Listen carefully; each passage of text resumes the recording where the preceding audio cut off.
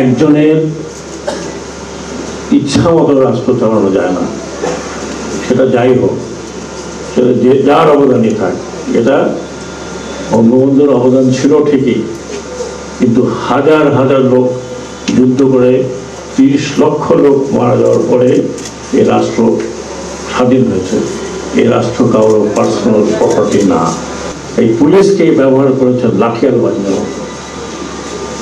এই পুলিশকে ব্যবহার তৈরি করেছে, মারণাস্ত্র দিয়েছে পুলিশের হাতে 7.62 দেখে আমি আশ্চর্য হয়েছি। এটা বোধহয় 15-20 বছর আগে দেওয়া হয়েছে। পুলিশকে এই অস্ত্র দেওয়া ঠিক হয়নি, এবং এটা যাতে ভবিষ্যতে না হয় আমি অত্যন্ত পরিষ্কার ভাষায় বলছি। এখন রাজনীতি করা এই দেশে অনেক ডিফিকাল্ট হবে। পুলিশকে আপনি আর লাঠিয়াল বাহিনীর মতো পরিচালিত করতে পারবেন না। পুলিশ কমিশনের নিচে পুলিশ চলবে। আপনি পুলিশ কমিশনকে অর্ডার দেবেন, police commissioner do what they want to do.